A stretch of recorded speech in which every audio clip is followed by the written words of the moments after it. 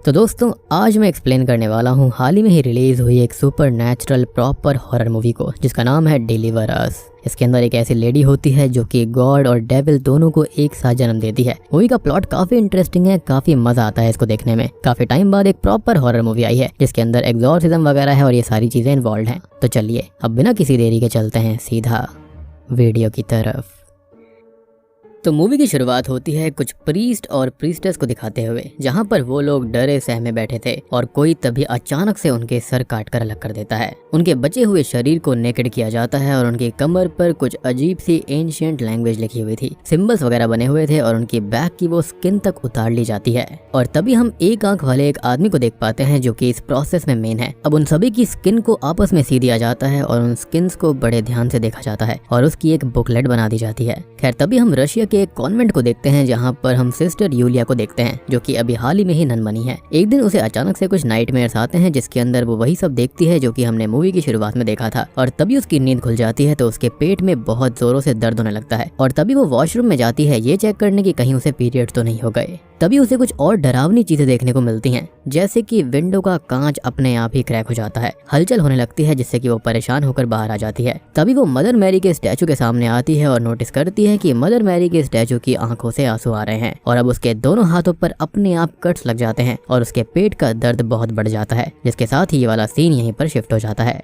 खैर तभी हम देखते हैं फादर फॉक्स को, जिनको बिशप ने बुलाया था यूलिया के केस के बारे में बताने के लिए। वो कहते हैं कि खुद यूलिया ने उनका नाम लिया तो वो वहाँ पर जाएं और चेक करें कि आखिर क्या बात है। और वो केस जाने लायक भी है क्योंकि डबल क्रॉस पहले ही कर लिया गया है, मींस वहाँ पर जाना बहुत जरूरी था। जिस पर फादर फॉक्स कहते हैं कि वो अब ये सब काम नहीं करना चाहते, वो प्रीस्ट अब और नहीं रह पाएंगे क्योंकि उन्हें एक लड़की से प्यार है जो कि प्रेग्नेंट है और उसके साथ वो अपनी नई जिंदगी बिताना चाहते हैं। जिस पर बिशप कहते हैं कि उन्होंने हाल ही में एक लड़की की जान बचाई थी, जिस पर वो बताते हैं कि उन्होंने कुछ भी नहीं किया, वो लड़की बस मेंटली इल थी जिसको उन्होंने समझा बुझाकर ठीक कर दिया था।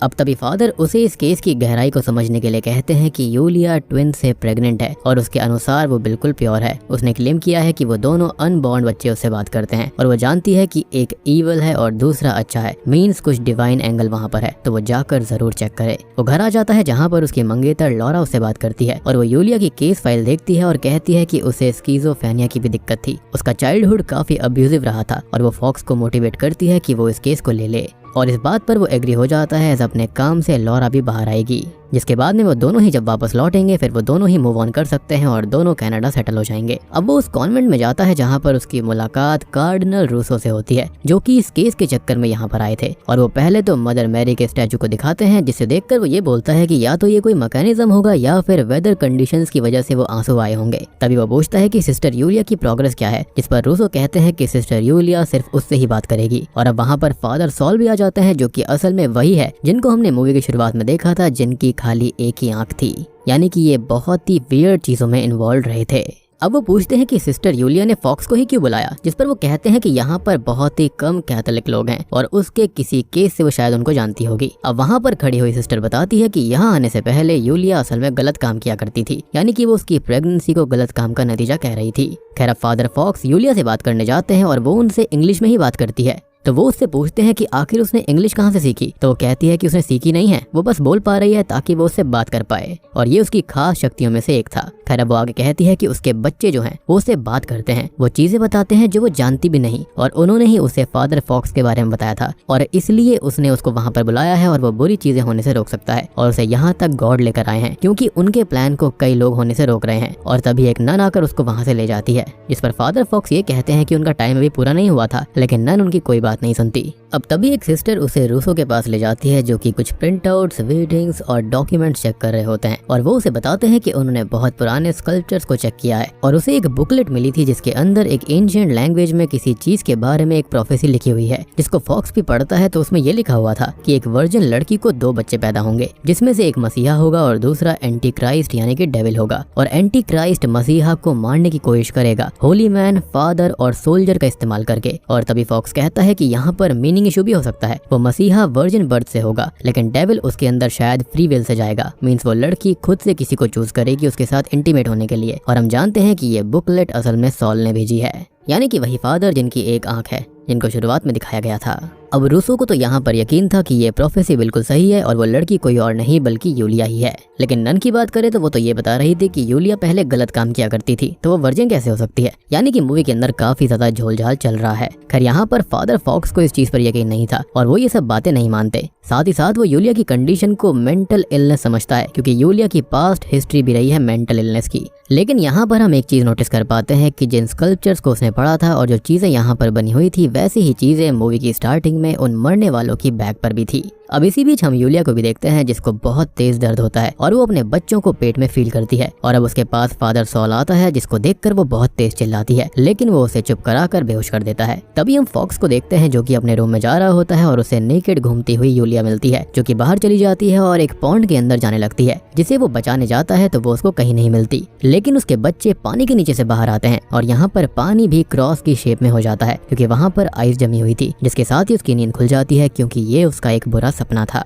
अब उसे अपने रूम के अंदर स्लीप वॉक करती हुई एक ओल्ड नन मिलती है जिसे वो उसके रूम में छोड़कर आता है। और अब वो ऑपरेशन थिएटर में रूसो को फादर सॉल से बात करता हुआ सुनता है, जो कि कहता है कि उन्हें उन बच्चों को पैदा होने से रोकना होगा, जिस पर रूसो उसको रोकते हैं, लेकिन वो नहीं मानता और आज वो यूलिया का एबॉर्शन करवाने वाला था। अब फादर सॉल यूलिया को बेहोश करने चला जाता है और फॉक्स अंदर आकर रूसो से बात करता है कि वो लोग कुछ ना कुछ तो प्लान कर रहे हैं और वैसे यूलिया से उसके बच्चों को नहीं छीन सकते, और रूसो भी उसकी बात से एग्री करता है। इनफैक्ट सॉल यहाँ पर खुद एक सीक्रेटिव कल्ट फॉक्स जैसे बिलोंग करता है, जिसका काम है दुनिया खत्म होने से रोकना, तो वह एंटी क्राइस्ट को पैदा होने से ही रोकना चाहता है। हालांकि इस प्रोसेस में मसीहा वाला बच्चा भी मरने वाला था। अब वो सॉल के पीछे जाते हैं तो वो किसी रूम में और कुछ लोगों के साथ कोई सैटानिक रिचुअल कर रहा होता है और एक लैम्प को भी बलि के लिए मार्क करता है। और अब उसे देखकर फॉक्स डोर को बंद करके उसे वहीं पर लॉक करता है, लेकिन इसी बीच वो खुद थोड़ा सा स्टैब हो जाता है। अब वो रूसो के पास आता है और उसे कहता है कि उन्हें यूलिया को लेकर यहाँ से जाना होगा, और वो लोग उसे लेकर यहाँ से निकल जाते हैं और सॉल उनका पीछा करता है, शूट करता है, लेकिन अब तक वो तीनों यहाँ से भाग गए थे।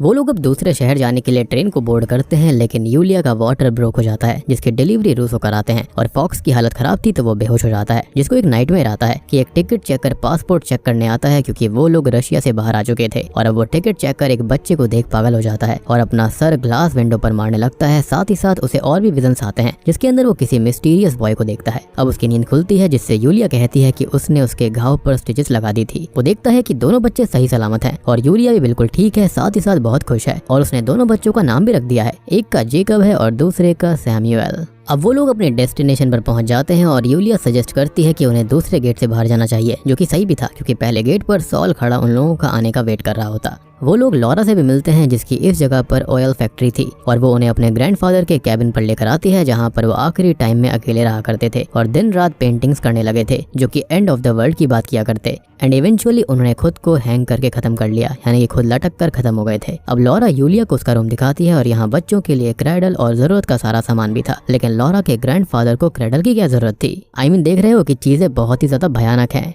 इनफैक्ट मुझे लग रहा था कि यहाँ पर चीजें सही हो जाएंगी, लेकिन खत्म होने की जगह और ज्यादा उलझती जा रही हैं।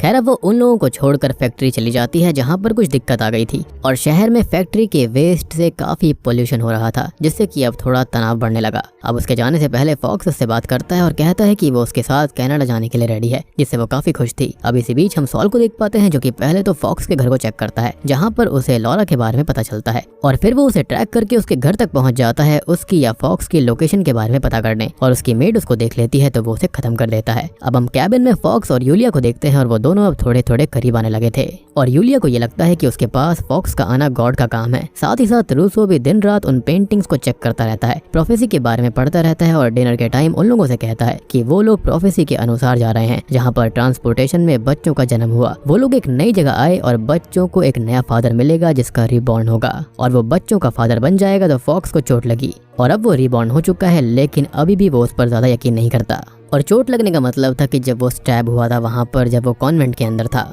खैर अब रात को फॉक्स और यूलिया सो रहे होते हैं, तो उन दोनों को ही ड्रीम्स आते हैं कि वो इंटीमेट हो रहे थे और सेम ड्रीम दोनों एक साथ देख रहे थे। अगले दिन वो दोनों बच्चों के पास खड़े थे, जहाँ पर यूलिया कहती है कि ड्रीम्स भी उन्हें बहुत कुछ बताते हैं और ये सब गॉड का ही संकेत है, क्योंकि वो चोजन वन है और उन्हें एक फैमिली बनानी होगी। और अब वहाँ पर लॉरा आ जाती है, जिस पर कुछ स्ट्राइक करने वाले लोगों ने खून फेंक दिया था। अब वो फॉक्स से कहती है कि वो दोनों रात को ही कनाडा निकल जाएंगे, क्योंकि यहाँ पर कुछ भी ठीक नहीं है, जिस पर वो भी मान जाता है, क्योंकि यहाँ पर वो प्यार तो लॉरा से ही किया करता, जो कि प्रेग्नेंट भी थी। अब तभी वो बच्चों को देखती है, लेकिन ट्रांस जैसी स्टेट में चली जाती है और उसके आंसू आने लगते हैं, जिसको वो दोनों संभालते हैं। अब वो और फॉक्स घर आ जाते हैं पैकिंग करने के लिए और वहीं पर रूसो उस प्रोफेसी और पेंटिंग्स को स्टडी कर रहा होता है, जिसे उस मिस्टीरियस बॉय के ही विजन्स आते रहते हैं। और अब उसको एक आवाज सुनाई देती है जो कि उससे ये कहती है कि वो एक बच्चे को मार दे और उसे सब कुछ मिल जाएगा, लेकिन वो खुद को संभालता है। अब वो बाहर देखता है तो उसे कोई आदमी दिखाई देता है, जिसका पीछा करते हुए वो वुड्स में पहुंच जाता है और यहाँ पर उसे अपना ही रूप मिलता है जो कि उससे एक बच्चे को मारने के लिए कहता है, लेकिन वो किसी भी बच्चे को मारने से साफ साफ मना कर देता है। और अब उसका पैर एक बियर ट्रैप में फंस जाता है, जिसके बाद उसे वुल्फ आकर खाने लगते हैं। तभी हम लॉरा और फॉक्स को देखते हैं जो कि एयरपोर्ट के लिए निकल जाते हैं और लॉरा उसे अपने ग्रैंडफादर की पेंटिंग दिखाती है, जिसके अंदर उन्होंने मॉन्स्टर जैसा कुछ बनाया था।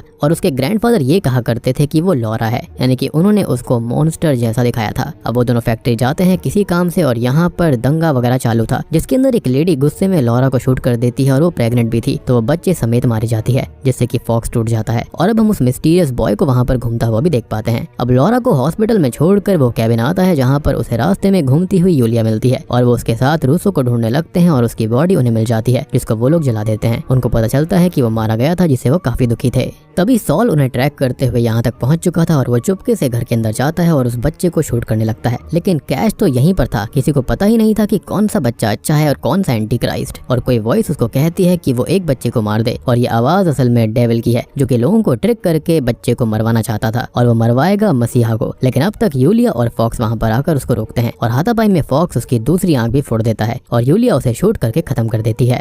वो दोनों आपस में बैठकर बात करने लगते हैं और यूलिया को लॉरा के ग्रैंडफादर दिखाई देते हैं, जिन्होंने खुद को यहीं पर खत्म किया था, और वो उसे एटिक में जाने का इशारा करते हैं। अब वो दोनों वहाँ पर जाते हैं तो वहाँ पर उन्हें बाकी की पेंटिंग्स मिल जाती हैं और ये पेंटिंग्स प्रोफेसी की ही पेंटिंग्स थी, जिसके अंदर रूसो का मरना, लॉरा और उसके बच्चे का मरना तक बताया गया था। और असल में ग्रैंडफादर भी एंड ऑफ वर्ल्ड की प्रोफेसी के बारे में जान गए थे, जो उन्होंने पेंटिंग्स के जरिए सामने रखी, और उन्हें पता था कि आगे क्या होगा। उन बच्चों की मदर यहाँ आएगी, किसके साथ आएगी, और इसलिए यहाँ पर क्रेडल और बाकी जरूरत का सारा सामान पहले से ही था।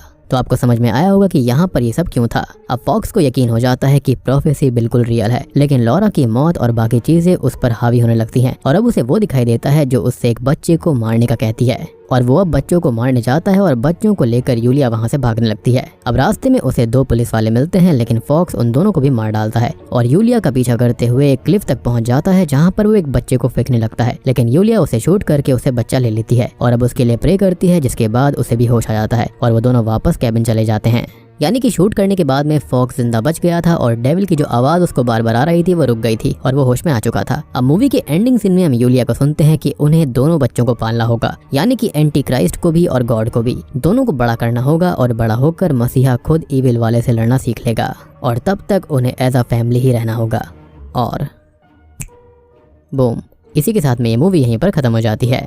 तो दोस्तों ये थी डिलीवर अस फिल्म की कहानी। तो यहाँ पर हुआ क्या, तो मूवी में हमको बताया गया है कि यूलिया एक चोजन वन थी, जिसके दो बच्चे हुए, एक अच्छा और एक खुद डेविल। तो अब यहाँ पर दोनों बच्चों को रेस करना होगा, जो बुरा होगा उससे बच्चे को बचाना होगा और बुरा वाला खुद डेविल जो कि मसीहा को मारने की कोशिश करवाएगा होली मैन, सोल्जर और फादर से। तो मूवी के अंदर रूसो एक होली मैन था, सॉल एक सोल्जर था और फॉक्स एक फादर थे और तीनों कोशिश बेकार हो गई और एंड में फॉक्स का रीबर्थ भी हुआ ताकि वो बच्चों का पिता बन पाए। और देखो, रीबर्थ का मतलब ये नहीं है कि उसका जन्म फिर से हुआ था, यहाँ पर रीबर्थ का मतलब ये है कि उसे होश आ चुका था, वो समझ चुका था कि ये प्रोफेसी बिल्कुल सच है। अब लॉरा यहाँ पर क्यों मारी गई, उसने ऐसा क्या देखा था ट्रांसलेट में, और उसके दादाजी की कहानी क्या थी। तो लॉरा की एक फैक्ट्री थी जिससे क्लाइमेट खराब हो रहा था और प्रेजेंट में यूलिया के जरिए गॉड यहाँ पर खुद आए हैं लोगों को इंसानों से ही बचाने के लिए, क्योंकि इंसान ही इंसान को मार रहा था। यहाँ पर लॉरा जैसे लोग ऐसी फैक्ट्रीज वगैरह बनाकर पॉल्यूशन कर धरती को खत्म कर रहे थे, जिसके चलते ही वो यहाँ पर लोगों के बीच आ गए। अब लॉरा जैसी भी हो, उसका काम तो गलत ही था, जिसकी उसे सजा मिली और शायद से उसके ग्रैंडफादर को भी इसलिए सजा मिली थी, इसलिए उन्होंने खुद को खत्म कर लिया था।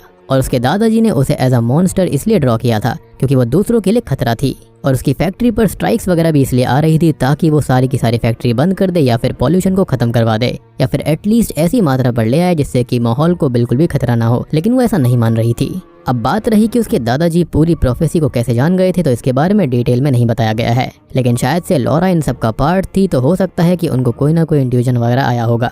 खैर, अब गॉड और एंटी क्राइस्ट यहाँ पर क्यों आए, तो ह्यूमंस को सही रास्ते पर ले जाने के लिए तो गॉड आए और एंटी क्राइस्ट गॉड का काम खराब करने के लिए आया है। मतलब देख रहे हो कि पैदा होते ही वो ऐसा गलत काम कर रहा था, लोगों को आवाज लगा रहा था, और वो शायद से मिस्टीरियस बॉय वही था जो कि गॉड के लोगों को मिमिक करके उनके ही खिलाफ करना चाहता था। और हाँ, एक और चीज यहाँ पर यह है कि जो नन्स वगैरह थी ना कॉन्वेंट के अंदर, वो सारी की सारी यूलिया के खिलाफ गलत बात बता रही थी। वो वाकई में वर्जिन थी और वो कोई भी गलत काम नहीं किया करती थी। ये तो खाली एक एक्सक्यूज था उसके बच्चे को मारने के लिए ताकि डेविल यहाँ पर ना आ पाए। अब देखो, जो सॉल यहाँ पर था वो गलत नहीं था, लेकिन उसको ये आइडिया नहीं था कि दोनों बच्चों में से एक गॉड है। वो तो सबको यहाँ पर डेविल ही माना करता था, या फिर ये कहें कि उसने प्रोफेसी का गलत मतलब निकाल लिया था। तो उम्मीद करता हूँ कि आपको डिलीवर अस फिल्म की एक्सप्लेनेशन पसंद आई होगी। पसंद आई है तो वीडियो को लाइक कर देना, चैनल के ऊपर नए हैं तो सब्सक्राइब कर लीजिए, और कोई डाउट वगैरह है तो आप कमेंट सेक्शन के अंदर जाकर पूछ सकते हो। तो मैं आप सबको मिलता हूँ अगली वीडियो के साथ में।